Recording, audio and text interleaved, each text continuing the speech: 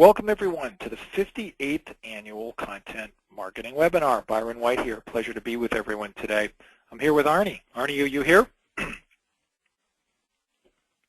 Guessing Arnie's I am here. As soon as I unmute myself. I am here.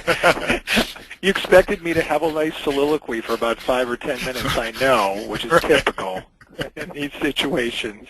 But I decided to jump you right in. I'm really honored to be with Arnie today. He's a training legend and among many other things, and the leader of a great agency. And we're just plain happy to have him with us today. And Arnie's chosen a great topic, and I'm not going to interfere too much with Arnie's presentation because I want to give him every precious minute possible. But there's a couple of housekeeping rules and thoughts for us all as we gather and as we're trickling in. Number one, we love questions. I'm going to talk for about 5 or 7 minutes today and then start monitoring questions when Arnie takes over. I'm going to gather all the questions and sort of facilitate some great Q&As for Arnie that you can track along with by sending questions in. Number two, please send Arnie and I some love on Twitter if you would. I'll show you our Twitter addresses in just a second. There you go. And we really do enjoy hearing from people, any feedback, positive especially, but lay the negative on us as well. We're happy to hear it. Number three, I'm super excited to be part of Content Marketing Conference, and of which Arnie is going to be a speaker and actually running a workshop as well. So some shameless promotion for Content Marketing Conference. Many of you have already received a question that I sent out asking, if you were to attend one conference, what would it be? And I have to tell you, I've received over almost 1,000 people responded to that with incredible information that I'm putting together. And I've actually assembled some of the questions that I've got that are sort of a preface to this whole optimization program, which I'm going to go through in a second. So thanks for your feedback. Thanks for your support for Content Marketing Conference. It is going to be a phenomenal educational event, like I think nothing you've ever seen before, complete with some new features like Tool Talk, which we'll talk more about in the future, an opportunity for peer-to-peer communication. It's just really going to be different and exciting and boutique-y and an opportunity to get some real grassroots understanding of how to do things, how to put them to work related to content planning, creation, optimization, distribution, and performance measurement. Okay, without further ado, let's chime in so I can give Arnie the full sense here. But I want to sort of preface with some really good questions that I know all of you have about content and optimization and how the two fit together. The love affair, if you will, I think is a theme we may actually pick up on the conference. But, the real question is, does my content even need to be optimized these days? I mean, a lot of people are under this sort of, methodology that maybe Google is just so smart these days that we no longer need to pepper and scatter keywords in content. And I think it's that micro focus on SEO that has really gotten us into a lot of trouble. SEO is not just peppering keywords in content. It's in fact developing a strategy built around the incredible intelligence and data we have that search engines are providing to us, namely what are people searching for, how good does that content need to be, how does Google, understand what content is better than others? That's really what search engine optimization is all about, and that's what we're all trying to figure out. So the answer is yes, you need to optimize, but perhaps the definition of optimization is changing, which brings me to my next point. Should I be optimizing for both readers and the search engines? I think we've always asked ourselves that, but it's becoming much more interesting these days, particularly as we analyze content marketing, to say, how do we optimize for readers? How do we really do that? And how can I do more of that? And there are, of course, this whole best practice issue. I was thinking about the concept of best practice and how really strange a concept that is. I don't think there's one practice for creating content or optimizing it. I think there are different practices that need to be applied for even different industries or different stages of the funnel. Namely the sales funnel. So, I challenge us. I think there are some things that people need to learn about the workflow and how we create content. And those are some really interesting questions that I think a good setup for this presentation today. And also, how do we optimize for readers in different stages of the funnel? I touched upon that briefly, but without question, we learn factually these days through looking at analytics and what people interact with as they progress down through the funnel, that there are different needs. At the top of the funnel, people are exploring, they're comparing. At the bottom of the funnel, they're trying to make decisions that need more concrete examples. How do we create content around that? How do we optimize for that funnel? It's a really big challenge. So another challenge is best tools. What should we be using to optimize our content? Should we be running them through language analysis tools that give us a sense of grading or score level of the proficiency of that content? Should we be running through keyword density tools? Should we be looking at popularity of keyword phrases? All difficult and challenging questions that we need to think about when it comes to optimization. And finally, how can SEO help us find the right topics? I think that learning, to me at least, SEO is really a tool, a methodology, if you will, to find the hot topics using good, solid data on popularity and other such variables that we can learn through analytics. What people are searching for example. What phrases are they using? How happy are they when they find things? Do they bounce off pages quickly, or do they stay on those pages? Are they sticky? Is it sticky content? These are all things that we need to explore and look closely at when we think about optimization. And one of the big things that a lot of people are asking for is, what if I don't optimize my content? There's somebody that has an interesting application for a content marketing conference that has never optimized any content ever in his day. He's never used keywords in any content he's created. And he has actually driven literally over 100 million people have looked at content that he's published, and he's never optimized. It's an interesting concept, and I'm entertaining him speaking. He's actually a customer of Writer Access and a really interesting person. And how much better would his content perform if he did optimize it? That's an interesting question. What you'll hear from him, however, is it's not about the optimization. It's about some inner gut instinct that he must have, and or looking at different kinds of analytics, not necessarily the usage of content. That's really the secret to his sauce. So what if I don't optimize my content? Will there be a penalty for that? Will I not drive traffic? These are things people want to know. And finally, okay, I said finally before, but I'm saying it now. Finally, how can I really empower my team members to prioritize, to make optimization a priority with all the many things they have to do? And one of the secrets there that I've learned, both through clients we're working with, is literally making your content strategists and your creators, accountable for the delivery of content. When all of a sudden when someone's accountable for delivering content rather than just delivering an asset that's going to be published on the web, I think they have a slightly different view about how that content is going to be created and what methodology you'll use to drive performance. So how can we magically get all these SEO answers to all these questions that I just asked and a lot more? I've got an awesome discount code for 25% off. My gosh, I sound like a salesperson there, and I hate salespeople. But if you use WACCES, WAccess, then you will get a 25% off code for these glorious listeners here that are on board to the conference. So enjoy that, and thanks very much. So here's some quick links. Everybody will be getting these links to a couple of books I wrote as well. So without further ado, over to you, Arnie. Thanks much. Sounds good. Thanks, Byron. Appreciate the setup. Let me switch over to my slides real quick here.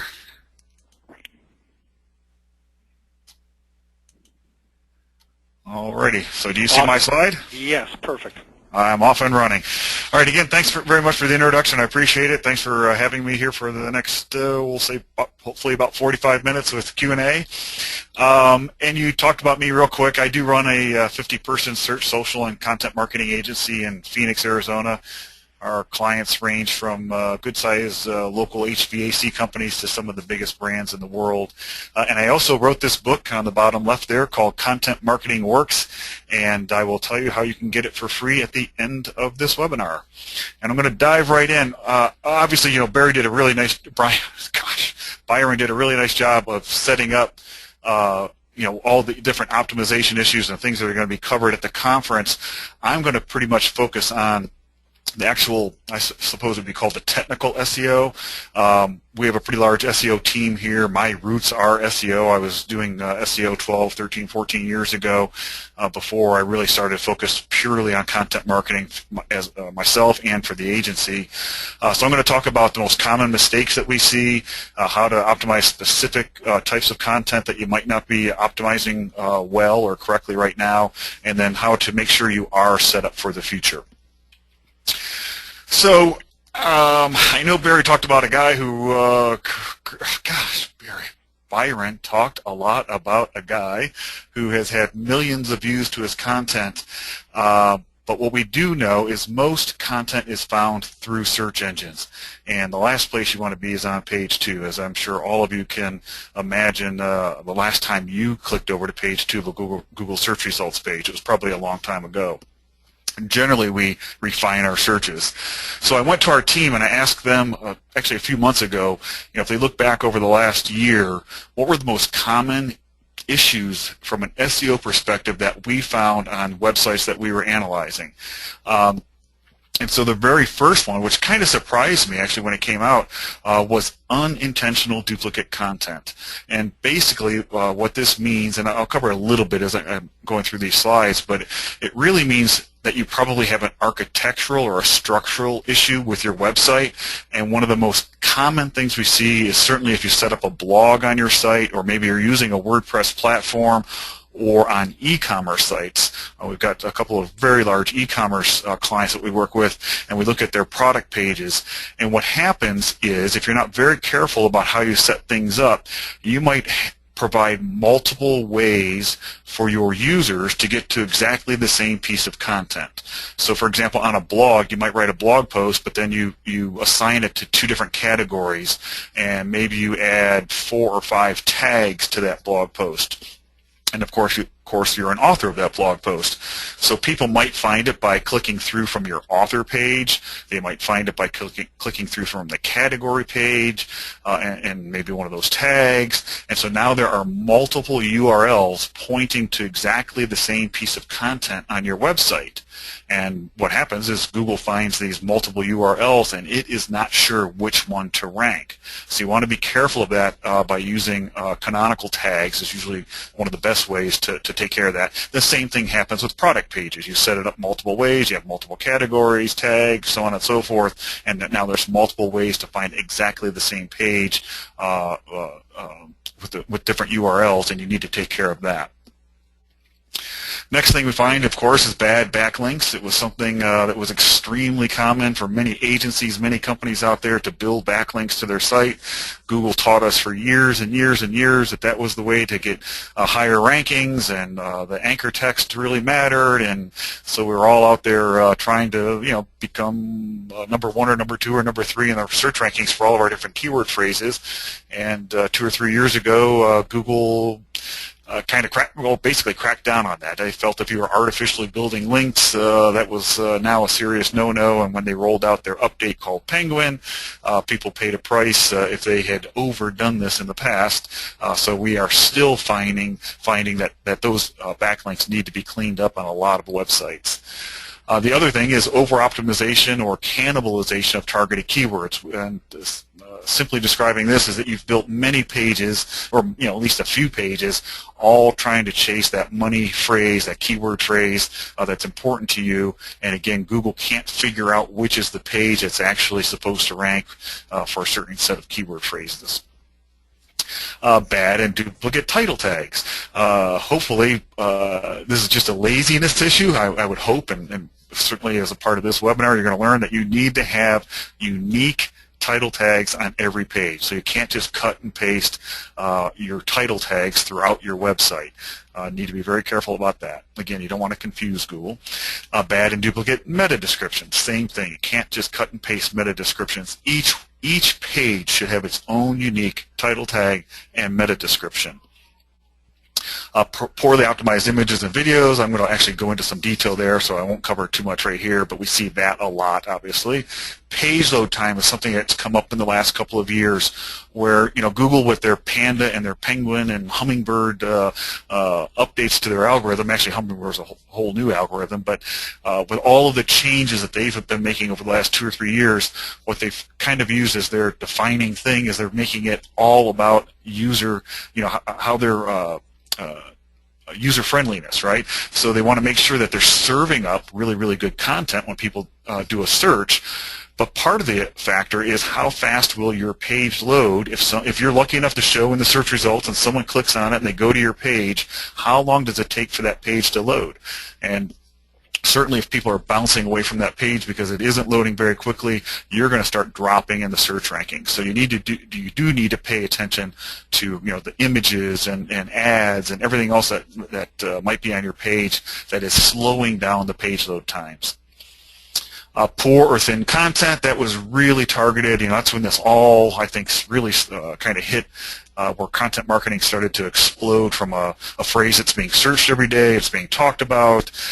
There's agencies like ours that are totally focused on content marketing. I think that really got a huge push from Google when they rolled out the Panda update, and I believe, I can't remember the month anymore, I know it was 2011, so we're getting on to the 3rd or 4th year of this, and it targeted what we would call poor or thin content on websites, which basically, I'll give you a quick description. If you're a realtor, and I'm in Phoenix, Arizona, so if you're a realtor here and you were trying to be optimized and rank for Scottsdale Realtor, Mesa Realtor, Tempe Realtor, Phoenix Realtor, and you created 4, 5, 6, 10 pages, all primarily with exactly the same text, except for you were changing out Phoenix to Mesa, Phoenix to Tempe, Phoenix to Scottsdale. That was considered poor or thin content, and that's really been pretty much slapped down by Google over the last few years as well. Keyword misfocused, that we don't, as you can tell, is 9th on the list here, so we don't see this too often, but where the title tag and the meta descriptions, maybe even the H1 on a page, doesn't quite seem to line up with the content on the page. It seems as if you're trying to spoof or fool Google, and so we do see that. And then last, it does still happen, is blocked pages, or sometimes we see the entire site blocked. And usually what's happening here is someone's working on creating a page or a subdomain or an entire new website.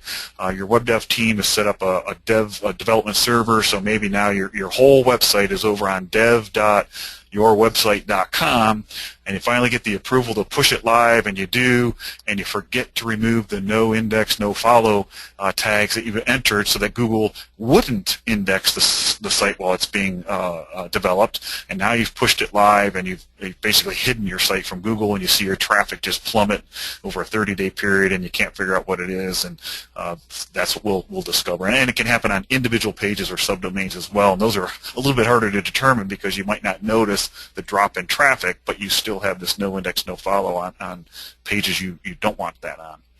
So here's an example, obviously a big limo, but someone who speaks quite often on the content marketing circuit. He's become quite famous over the last 2 or 3 years.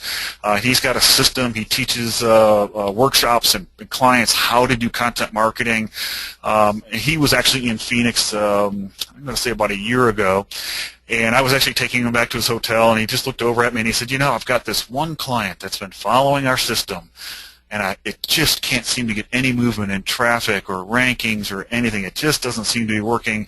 Do you think you guys could take a look at it? So we did. It was a very large transportation company in New York City. So he sent us over the link and the client, and we reviewed their site, and basically here's what we found. After they did follow the system and spent 5 months of doing the content marketing, creating the content, posting it to their site, making sure that they were creating content people were searching for, they still couldn't see the results they were hoping for. Well, what we discovered was they in fact had a penalty dating all the way back to August of 2012 for things they had done in the past. They had a huge duplicate content issue, so a lot of the same text was showing up on, as you can see here, 259 different pages when we looked at it. They had wide use of duplicate or near duplicate title tags. and page content. And then this is probably the fourth bullet here is one of the something we just don't see very often. Was kind of shocking, but all of their image content and much of their HTML content was actually hosted on another domain. And so, of course, when Google's bot or spider, whatever you want to call it, was crawling their site, and it would find this image content, this other text content that appeared as if it was on another host, another domain, they weren't getting any credit for it. So we had to get that fixed. And they had lots of spammy anchor text, even though they claimed they had never built any backlinks. We saw that there was definitely an issue there. And the good news is, after we did our research, provided all this data back to them, they spent a couple of months fixing it, and after they did that, their traffic more than doubled within about 90 days. And so to me, right there goes to showing how important proper optimization is. And you got to be very, very careful. Oh, I'm trying to do the page down, and it doesn't seem to be working here. There we go. So the issue is you don't want to confuse Google. You may have been following the perfect content marketing formula or strategy or whatever you think, but there still are real optimization issues that need to be addressed, that need to be followed, or like I mentioned here, if you do confuse Google, you'll ultimately end up losing. So the reason I have this screenshot up now is to show you kind of what we see typically when we do a search these days, and especially any kind of a localized search. Right? You generally see 4 different kinds of things being displayed on a Google search results page. The very top is the classic blue links, the top right or top left corner. Below that is images. Down at the very bottom is some video search results, and to the top right is the typical local, the map, and so on and so forth. And the reason I put this up here is to remind all of you that are creating content.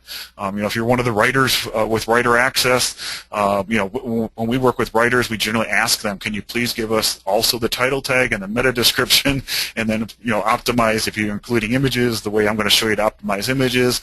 But to keep in mind that you should when we ask a writer to write for us, or when we're writing for clients, we want at least 2 images in every piece of content that we're creating, when it's appropriate. Obviously, an infographic stands on its own, and so on and so forth. But a typical blog post, a typical web page, we want multiple images on a page. We want those optimized. We want plenty of text. If you can incorporate video, great.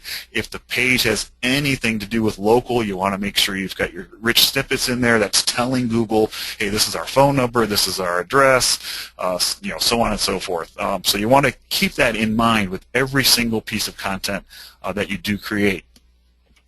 And the core elements for basically your entire website, but generally you're optimizing pages, right? So one of the things that's still really, really important today, even though link building and links have really gone through the ringer over the last 2 or 3 years, but Google still will say that links pointing to your content are still one of the most important, if not the single most important factor to showing up in search results.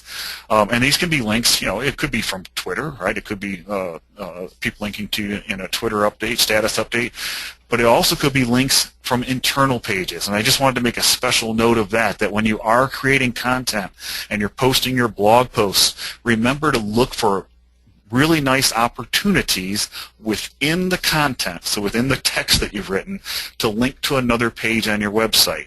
And you just have to make sure, don't do it from an optimization standpoint, do it from a user perspective. Make sure that when someone does click on that link, it takes them to a page that makes sense and adds value to what they were reading before. But those links actually will help share your overall website's authority and link juice onto the new pages that you're creating, or even back to old pages that you've created long ago. Again, make sure you focus on your titles and title tags. They're viewed in the search results. I'll show you that in just a second. Same thing with your description and meta tag.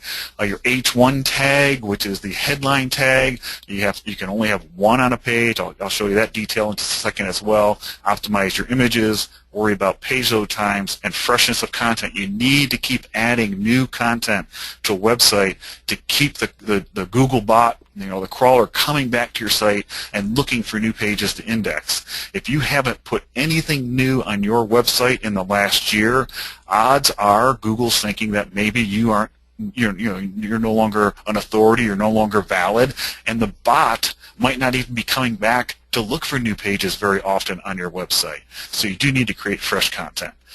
So now I'm going to take a bit of a deep dive into a few of those elements here. So first, the title tag.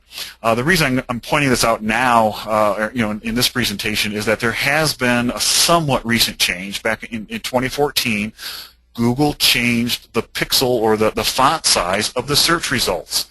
And most searchers and most people out there didn't even realize it. I mean, the search results showed up and you didn't realize that the title tag and actually the meta description was suddenly a font size larger. So in this example, you can see the very top, the Dr. Seuss example there, all of their words, the title tag is the blue part, the blue underline part, and that's also the link in the Google search results.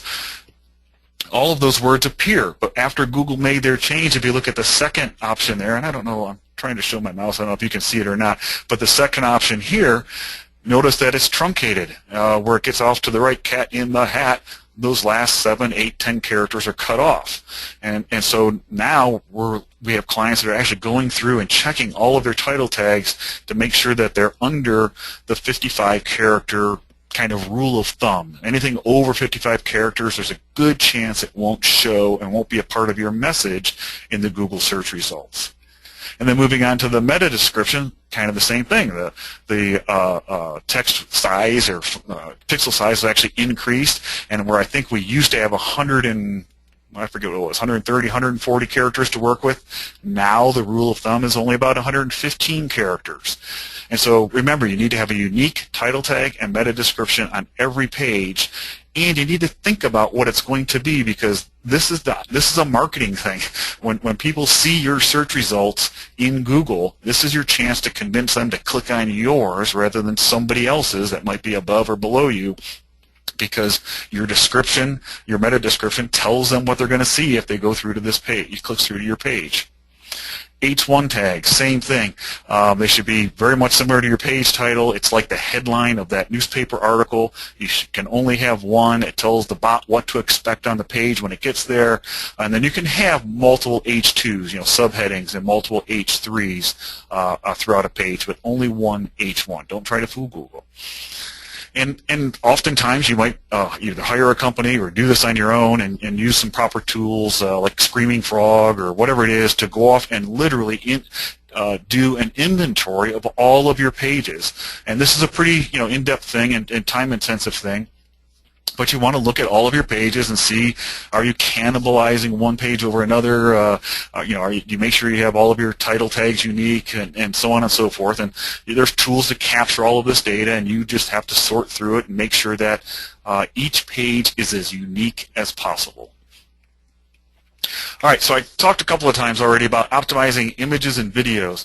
I want to really emphasize that if you're not taking a few minutes to optimize images on your page, you really should. The benefits can be huge. And first of all, I should go back and just say, everything I've talked about so far might seem a little bit technical, might say, oh, really, do I really have to do that? But if you think about, if you're really into content marketing, you spent hours creating a strategy, hours coming up with ideas, hours creating the content itself, and now just before you go to hit that publish button, if you would take 5 minutes and make sure there is a title tag, make sure there is a meta description, make sure you only have one H1, which is, those are pretty standard things to check, but make sure that's the case, and then take a few more minutes and just optimize the images on the page.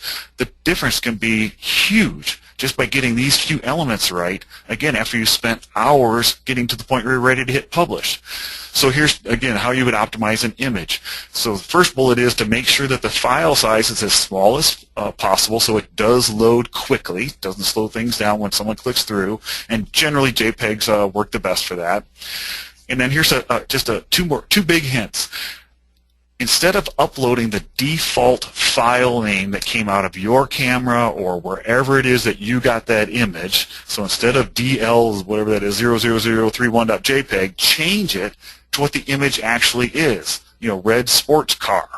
And especially if you're in an e-commerce situation or you are using someone else's image with permission, don't just reuse their file name, change it to be unique. And then also make sure you insert some keywords, and not too many. You're not trying to spam anything, but maybe simply the words red sports car or red Chevy Corvette or whatever it is into the alt attribute. The alt, the title. You're basically telling, because Google can't see images, so you're going to have to tell Google what it is. And so you're telling it via the file name and then this alt tag. So make sure you take a few minutes to enter them there.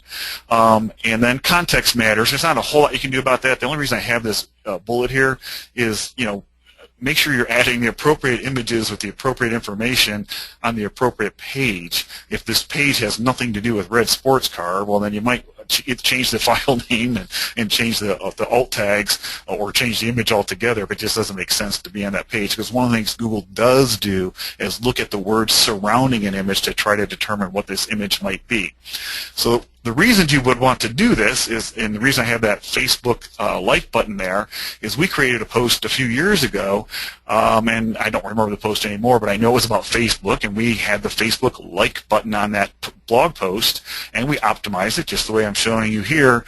And over the next couple of weeks after we posted it, and actually for quite a long time afterwards, we literally had thousands of visitors to that blog post because they discovered the image on Google image search. Because it was optimized, and it was evidently, back when Facebook was really, really starting to race and take off, and people were looking for the Facebook like button, and we had it optimized well, and it brought a huge amount of traffic to our site. And here they are reading our blog now because the image, the single image, brought them there. And here's another example. I don't know how many of you on this webinar might recognize this guy, but Rand Fishkin's pretty well known in our industry. And one day, not too long ago, I'm watching my Twitter account, and I get a tweet from Rand that says something like, "Proud to be listed," or proud to be ranked, but Arnie got the link. And I could not figure out what he was talking about. I went to this site that's listing the 100 most influential digital marketers in the world. Of course, I'm hoping I'm on the list. I'm looking for my name because he's mentioned me, and I can't figure it out. And finally, I go and I find this little thing down there, a link to vertical measures underneath his image.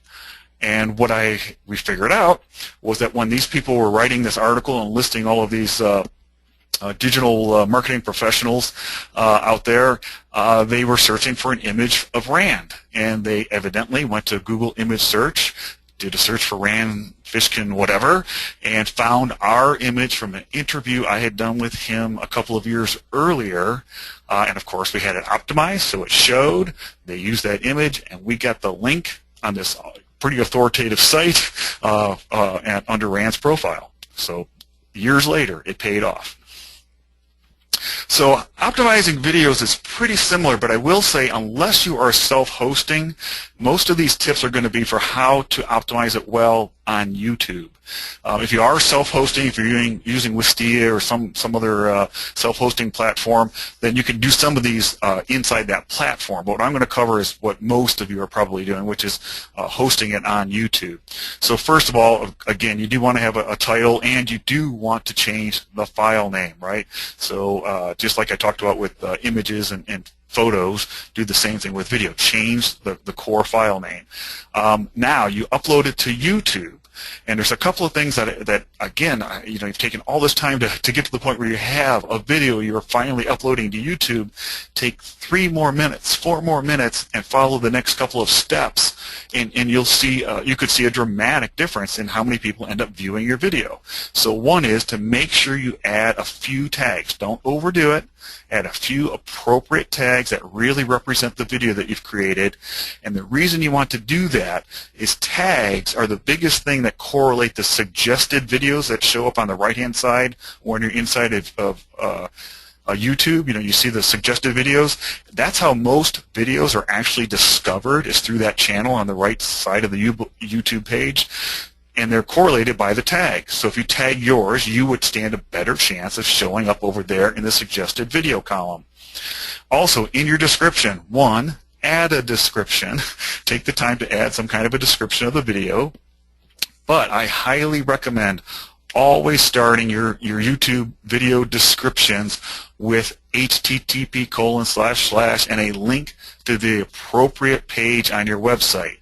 So if you have a how-to video of how to use one of your products, let's say, right? So you're showing how to assemble it, or whatever the video might be, but it specifically correlates to one of your products, or maybe a blog post you wrote in the past, or maybe whatever it is.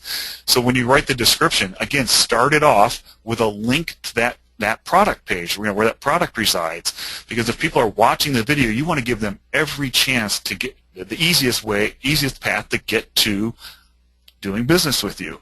And so if you just have a description there, they've got to figure out, oh, this is so-and-so's channel, YouTube channel, and now they got to go find your website, put the link in there, but it has to start with http://. If you just do www or whatever, it will not be a live link. If you add the http, it will be a live link and take them right to the page you want them to go to. And then the last bullet is really just be careful about the quality and resolution. Most people actually understand, we're shooting videos with our iPhones or whatever it might be.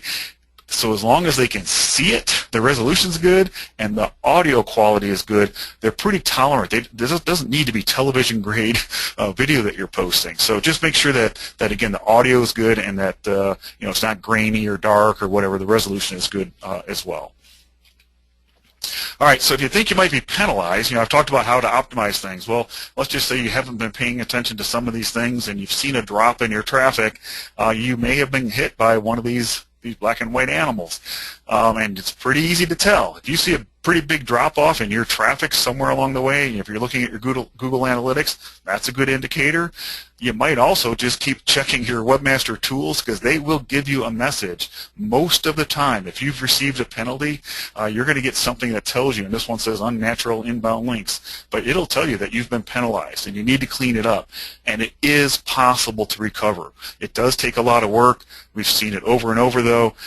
Here's a couple of examples real quick of getting, seeing a recovery from a penalty. I'm not going to go into a huge deep dive on how to do it here. If you want, I guess it's my first plug, but we created a kit that I'm actually really proud of this. It's about a 60-page guide on your complete Google penalty recovery kit. You see the link there where you can download it. It's got a couple of spreadsheet templates for when you need to submit things to Google to get things, some of your links disavowed and all that stuff. But it walks through all how to get yourself out of a penalty. And I will tell you, if you think you're in a penalty, it is tricky business to get out of it, and it can take many months to do it. It can take many requests to Google. Don't get frustrated, though. You can get out of a penalty, and the recovery can be like the results I showed in those previous slides. It can be dramatic. You can see, get back to your previous, if not better, traffic results than pre-penalty.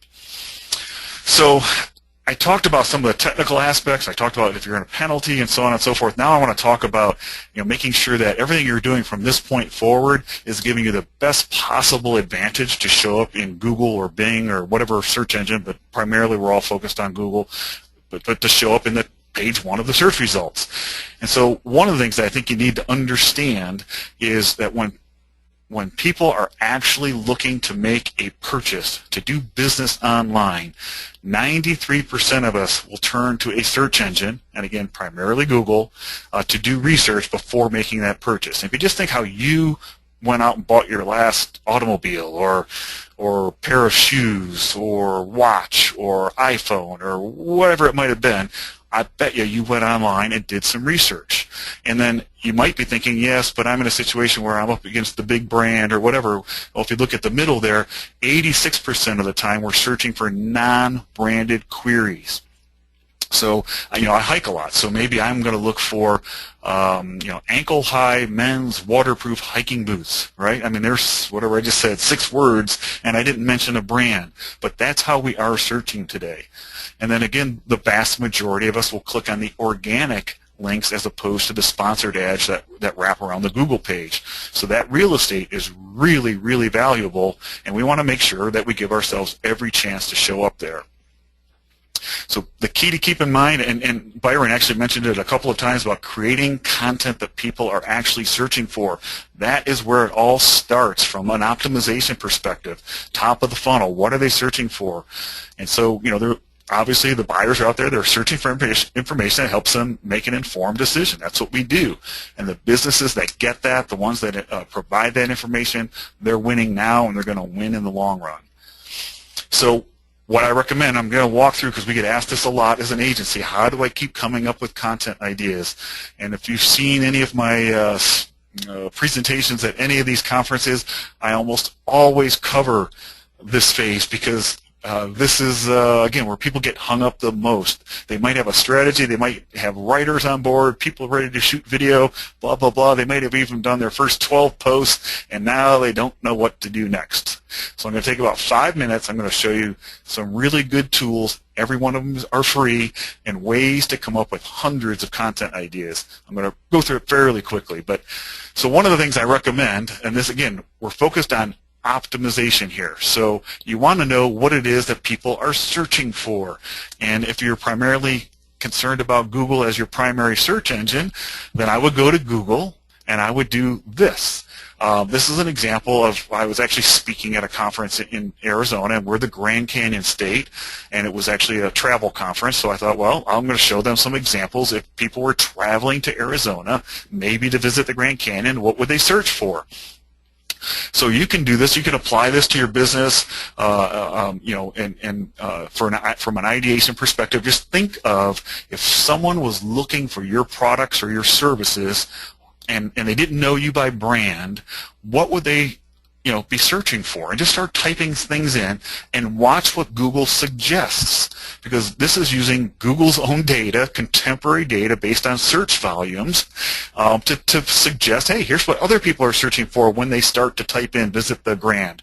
So in this case, it's visit the Grand Canyon, and the reason I love this example, I use this many, many times, and I realize it almost never gets this good, but you see that it says visit the Grand Canyon in March, December, February, May, April. So as a content marketer, my first thought is, hey, I can write 12 blog posts. I could literally create, the only word that might change in the title, I would probably change a little more than that, maybe is the month. And I could talk about, you know, what time is sunset and sunrise during that month. What is the weather like? What are the average number of visitors? Where's the best place to shoot photos? You know, just all kinds of things for each of the months. And they have very unique 12 very unique pieces of content.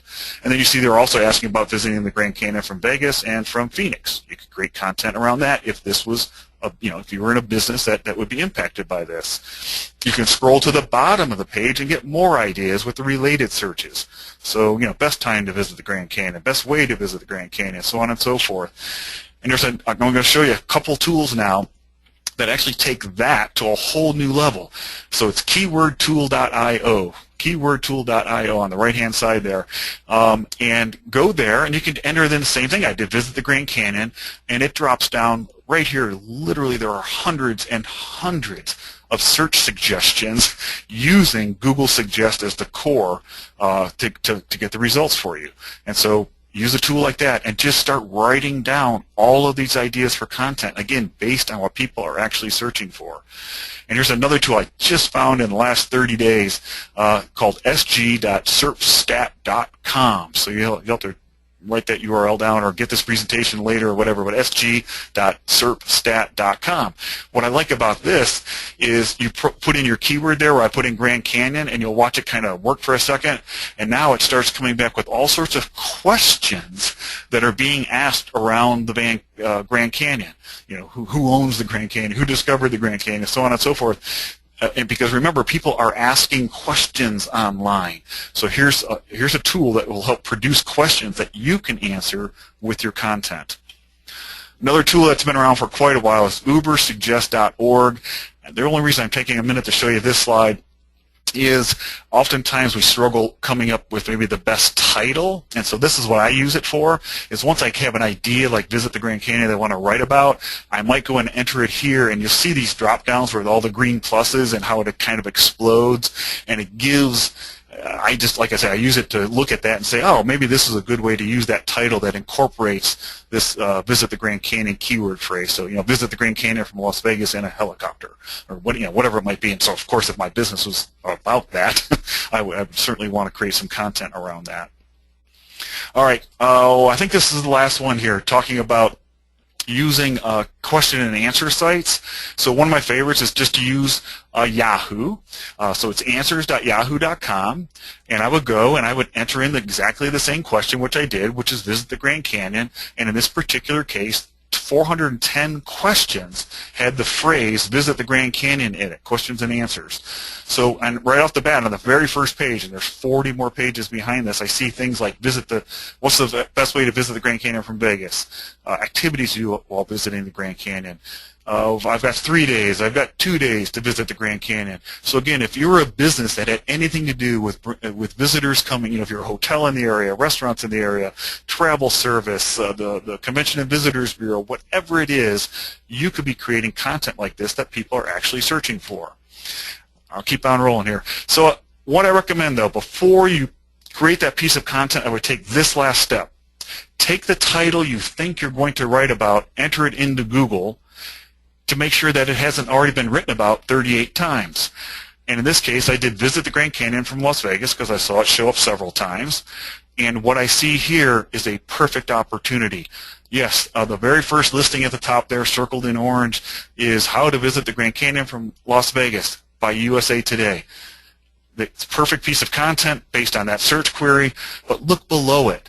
Nobody else has really created a piece of content that seems to be highly searched, which is visit the Grand Canyon from Las Vegas.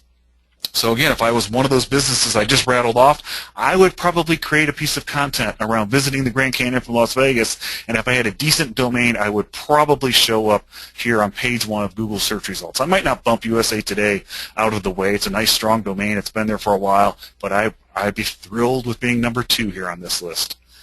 So once you've done that, grab all the content ideas that you've worked through that process, list them in a spreadsheet. Here's an example of that, and I'm not going to spend too much time here, but you list those, add notes, decide if you think it to be a good article or a good video or whatever, and we will go in and add the competitive volumes. Is it highly competitive or not? What are search volumes? And we use this to help now lay out our content editorial calendar. So you want to do this on an annual basis. You want to add monthly details. You got to get to this point if you're a manager or anybody responsible for producing the content. And you might be thinking, what does this have to do with optimization? But it has everything to do with it. Again, I'm talking about creating content, and like Byron said in the very beginning, to make sure it's hitting them in the right purchase path that they're in, and that you've got a promotion plan behind it. I mean, there's more to it than just publishing the content. Once it's done, you do need to let the world know that this content is now live on your site. If you want this template, you can get it at verticalmeasures.com/calendar. There are 2 free Excel templates that you can download. You don't have to give your name or email or anything. You're just free to download. So you can go there to that URL and grab these 2 templates for yourself and modify them for your business, of course. So I'm going to head towards a wrap-up here with a couple of examples. One of my favorites is an appliance store in Boston called Yale Appliances. They worked with Marcus Sheridan and followed his process for content marketing, which is a lot of what I just talked about, making sure they understood what people were searching for, and this is their homepage. They had their salespeople and other staff members just start writing and producing lots of content all around their business. And they knew that people would do comparisons online for appliances. So like this Maytag versus Electrolux front-load washers. And we do that, right? Before we go to buy a phone, maybe we were comparing the Samsung to the iPhone, or television, same thing, Samsung to LG, and here's Maytag to Electrolux. So if you will, this is the title of one of their posts, and if you just pretend you read it and you're scrolling to the bottom of this blog post, they have these great call to actions. And so here, buy the washing buyer guide. So they created these buyer guides, and they have many of them. If you go to the resource page, there are dozens of buyer's guides, appliance buying guide, refrigerator buying guide, counter depth refrigerator buying guide.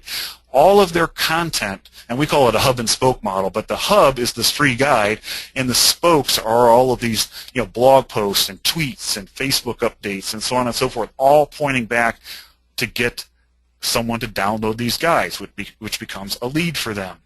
And the results, I actually did an interview with Steve, the owner, a while back, and the results are that following this process and making sure they're optimized, their traffic almost quadrupled. The number of leads per month almost tripled. You can imagine how excited the salespeople are. Revenue is up 40% since starting their content marketing program.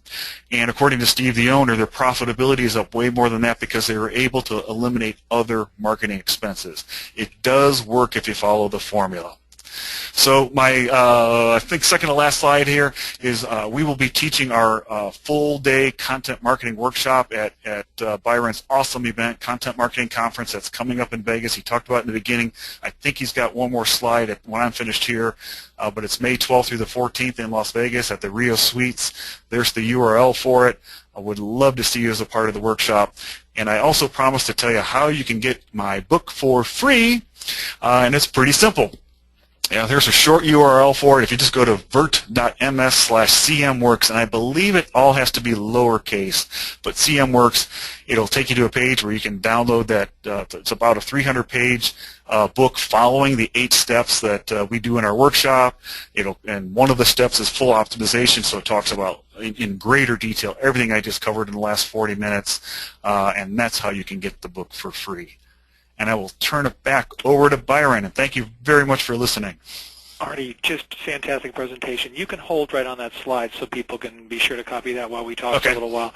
The first question that came in is a great one. It's, are blog and or forum entries on your site count as new content in Google's eyes?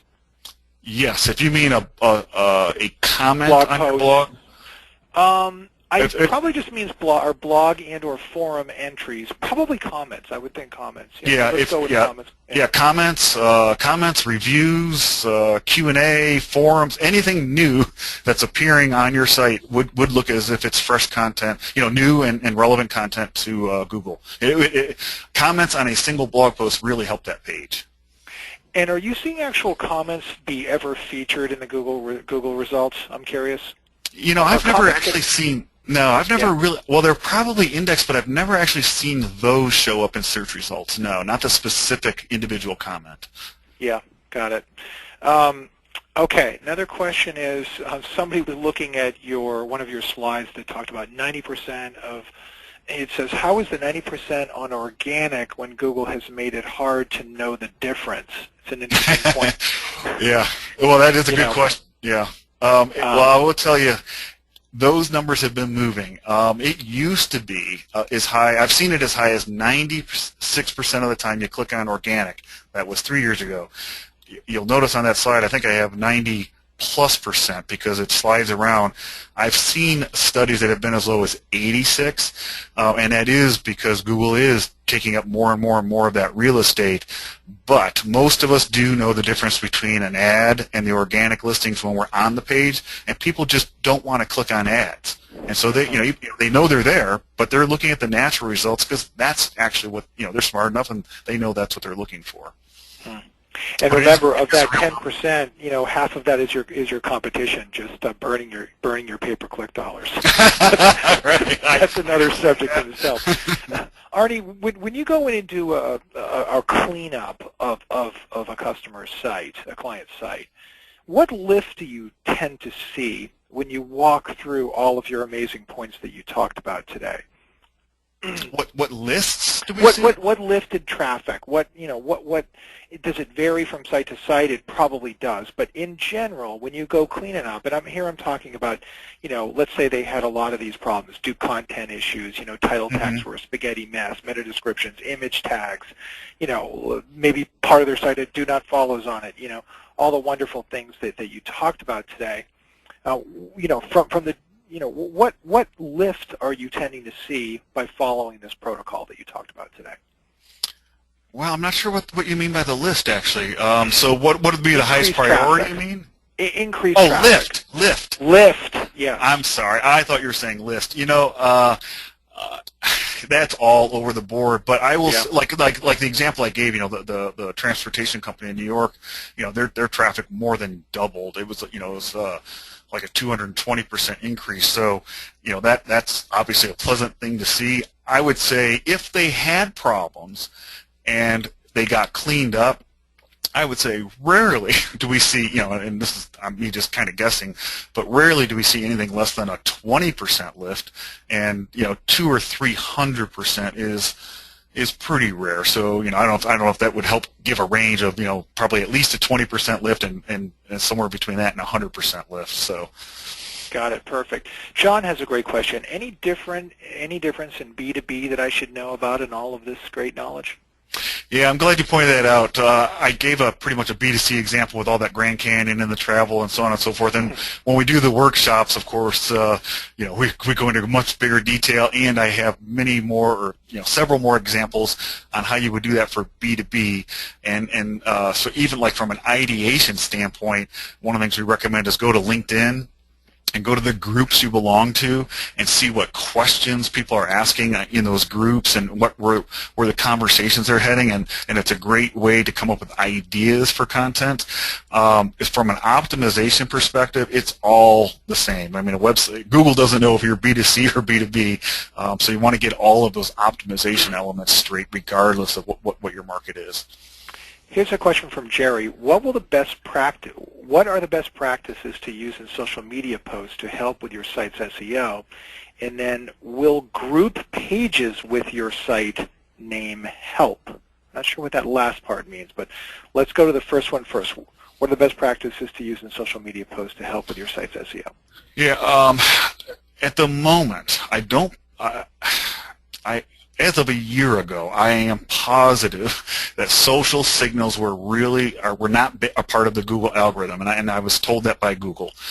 I believe now that, especially if they just 2 or 3 weeks ago restarted their relationship with Twitter, where they're now indexing tweets, the Twitter stream, I do believe social signals will help with SEO, but maybe not from the way you're thinking. The problem that Google has had, and anyone trying to figure this out, is there's so much noise. There's so much data in Facebook, Twitter, LinkedIn. There's just so much coming at them that they can't really sort good from bad.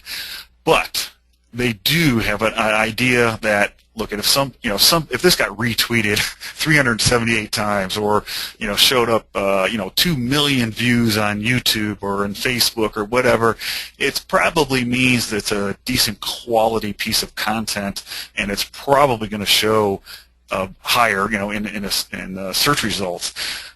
We don't know what the cause and effect are just yet. It could just simply be that, there's a lot of traffic hitting this blog post, so there's all these signals being sent to Google that this piece of content evidently is authoritative, and we better rank it highly.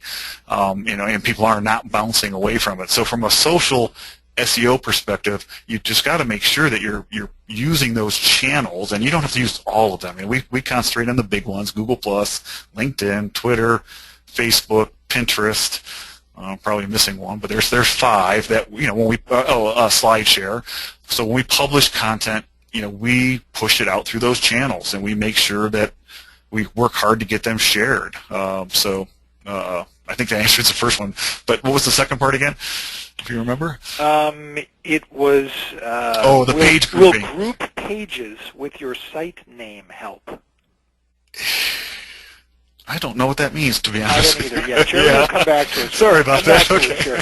Sarah had a quick question. Does Writer Access have a topic suggestion tool? As a matter of fact, yes, we do. Thanks for the question.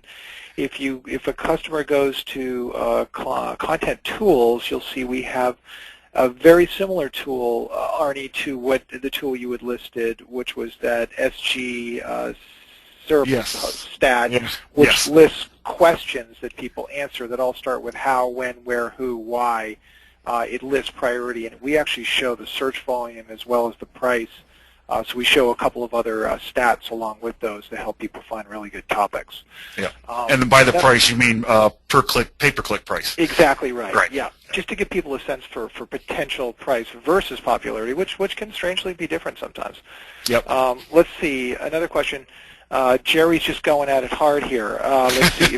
If your site is already listed in the top of the search engine ranks for your keywords, what do you need to do to keep it there?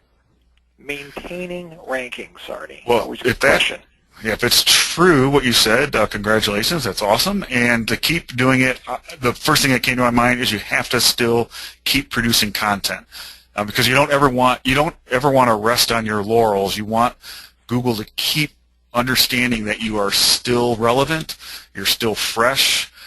So the best thing you can do is just keep adding, blog posts and so tweet out a post that was a year old if you need to, whatever. Just keep traffic and stuff coming to your site.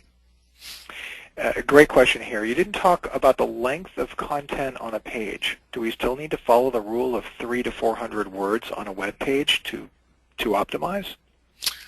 Well, by the way, I could talk about this for an hour, but let's let you take a 30 second, 20 second, 30 second, Arnie, and then I'll cast my opinion in as well. All right. Well, first of all, I would never have said there was a rule of 300 or 400 words. I think that was a target a few years ago. There's been studies done that show the average piece of content that shows on page 1 of Google is like 1,500 words. I have a slide in the workshop that talks about some of these things, but I think one of the, this is me almost being a smart ass, but the content should be as long as it needs to be to cover the issue without fluff. And sometimes that's 100 words, and sometimes it's 5,000. Well, probably never 5,000. That would be an ebook, but sometimes it's 2,500 words. But I would say the more thorough, without fluff, the better. Mm-hmm. It wouldn't change too much, other than saying, sad and sorry things are happening when writers continue to be forced to write to word count. Right. It's just awful what happens to the quality of the content, either in a pinch mode where there's not enough words there to create the content, or in the reverse where you're filling and fluffing to hit a goal, to hit your income goal on that asset. So it's just sad, but I'm certain that Google, as it continues to pound content with clearly an entire building full of linguistic PhDs that are looking much closer at content than we could ever possibly imagine, I think the days of filling word counts is going to go away, just like we really are sort of seeing stuffing keywords go away. It was interesting, Arnie, that you didn't really talk about that. And I would like your opinion on that. I mean, optimizing content is got to be healthy, and of course using keywords or related keywords, contextually relevant keywords, is obviously important. Or how is Google going to understand that you deserve a top listing for that phrase, right? Right. So it makes sense, but the stuffing element days are over, don't you think? Oh, without a doubt. Yeah, you're right. I don't talk about stuffing. I don't talk about density, keyword density, anything like that. What I tell our writers and our clients or people in the workshops is, yes, optimize the title and the actual title of the article, the title tag and the meta description. Those are where you want to make sure your keywords are showing. But other than that, write the content for the reader. Just write it for the reader, and I guarantee your keywords will be in there somewhere. But don't worry about whether it's in the first sentence, the last sentence, how many times it appears. Just write really good stuff, and it'll optimize itself naturally from a on page factor. Super question here from Scott. We have a blog where we review games. Is it bad to have a blog title that says blah blah colon a review of blank? Is it bad to have a quote a review of in many blog titles? What's your take on that? I It's see. a really interesting question. No. Go ahead. I'm sorry. No, please. No, I think that's fine as long as the blah blah or after the colon is all different. I mean, if you're a review site and it says a review of or whatever it is over and over again, but that's only I'll just say 30% of the title tag is those same words. That's fine. That's not the issue. It's if you had well, anyway, that answers the question. That kind of a thing is fine. You just don't want to be cutting and pasting. It gets interesting. Whenever I see monotony and repeated action over and over again with any content being created, I wonder if there's a missed opportunity. I'm thinking now the actual search results where these reviews would potentially show up. I'd be a little bit more enticed to click on, savvy review of blank than I would review of blank. Yes. And seeing some variation, some excitement, or digging down into that game and finding out what is really juicy about that game and surfacing that back up into the title, or an essentially contested concept within the review itself, like is Maytag better than, washer review, or Maytag washer review. Are they really better than GE? Like that's digging down into hint of what is the story that you're going to tell. Does that make sense? I totally agree. I was trying to just quickly answer from a Google and an optimization perspective, but the sexier and the better you can make each title, you should do it, because what you just said, it might take 2 or 3 minutes to add it, to figure out, oh, savvy is a great way to start this specific title. Then do it, because it's going to live forever, right? Once you hit publish, you're probably not going to go back and change it, but it could be out there for 5 years. So make sure you do what you just said. Think about what is going to grab that person when they see it in the Google search results. Here's a really tough question, even for me. What's your view about purchasing blog posts from sources that will write and post weekly for you? Okay.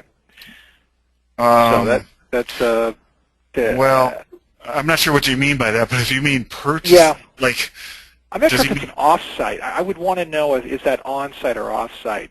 Right. Purchasing fake blog posts that are written, supposedly reviews about your website, that point back to your website, that are not genuine reviews, is clearly spam, right? Correct. That's what absolutely. Matt Cutts is coming right after you. Yes. He's going to find your mailing address. When he goes back to look for the notice. Yeah. Now, having content created for your blog and outsourcing the services to do that are quite commonplace, at least for the 13,000 customers that work around that are writer access. Now, what you do with that content is also quite interesting. Many people want ghostwriters to write for them. I think they should have an obligation to look at the content being created for them and to put their spin on it and their stamp of approval if it's going to have their name on it. Welcome to the real world on how people very often author books. They often hire ghostwriters to write those books for them. There are professional ghostwriters in this fine country of ours, the United States, that write books for a living. So there's nothing wrong with that. It's an art, but it is, in the end of the day, up to the author whose name is on the content to certify and put their stamp on it that their name is at stake for what's being published. Those are the rules of the game. Right. Perfect. I don't have anything to add. I don't have anything to add. I think that's exactly right. Yep. Yep. So have at it. What we're also learning from Arnie is, hey, you need to train the search engine bots to come back to your site and see that steady stream of content. Yep. It's interesting, Arnie, your example was if you haven't updated your site in a year, I'm thinking if someone hasn't updated their site in a year, A, they're probably not on the line right now, but because they're out of business. But B, I think that people are beginning to realize that even this concept of, couple blog posts a month, it's not what your readers want. Forget about the search engines for a second. But I think that if you care about the wants and needs of your customers, you will want to give them information more than once or twice a month. That's the bottom line. Yeah. You want to give them a portfolio of information that allows them to pick what their pain point is, what their problems are, and be directed to that specific content. And if you look at 50 blog posts a year, once a month, that's not a lot of ground to cover with the problems your customers likely have. That's my take. Yep. Our kind of rule of thumb, our goal for any client is at least 12 new pieces of content a month. And we try to get 15 if we can. But I will say, you'd be surprised how many sites we have run across that haven't added any new content in a year. You'd be surprised. And a lot of it is like professionals, maybe an accounting firm or, a dental clinic or, whatever, and they think, okay, I've got everything up and this is it, this is good. And they haven't changed it. They haven't updated anything. And it happens. Yeah. Martha has a nice follow-up to this. She's saying there are marketing companies that offer this service to law firms. You can buy this service. They will upload a blog post to your website every week. That sounds great to me. I mean, if someone is solving their content problem in a creative way and they're happy with the service and the quality of the content, I think that's fine. And there are some companies actually physically going into the blog and uploading the posts. That gets a little dangerous from a legal perspective, which is why we don't do it here at Writer Access, to give the reins of your publishing engine to somebody that you don't necessarily know is tricky stuff in my mind. I think that you need to, almost by law and definition, be the person or a representative of your company that hits the publish button.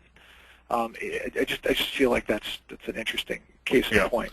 And the only thing I'd add to that is if you are hiring a service like that, you need to make sure that they're giving you they're not giving the same exact piece of content or very, very similar to 30 other law firms at the same time. Exactly. That we've seen that a lot, actually, with big, huge, conglomerates of content creation empires creating content for hundreds of different sites. I mean, it's doable. Don't get me wrong, but you have to have very good, structure in place to make sure that the writers aren't talking to one another and they're not from one source. They're all individual orders. Here's a good question. Can you add, by the way, great questions, everyone. With Arnie, your topic is fielding lots of input. People are hanging on here. I was just saying they're hanging on. We're 12:11, or what? 12:11 in Arizona, anyway. GoToWebinar may shut us off here in a minute, but okay. but anyway, if so be it. If so, thanks for tuning in, everybody. But until then, could you ask about reputation management companies that create multiple directories online to build inbound links for websites to improve SEO? What are the pros and cons? Well, I hope that is not still happening these days. Now, there's some directories that make a lot of sense for you to get listed in, and if you consider like Yelp a directory or whatever, but those directory moves that people were using a few years ago, I mean, most of those directories are wiped out. I mean, Google, they might still exist on the web, but Google doesn't even recognize them. So I would think if your reputation management firm, if that was their only strategy, was to build directories or find a lot of directories to link to you, it's probably not the best approach. Yeah. That's a real tough business, both to be in and to have to hire, right?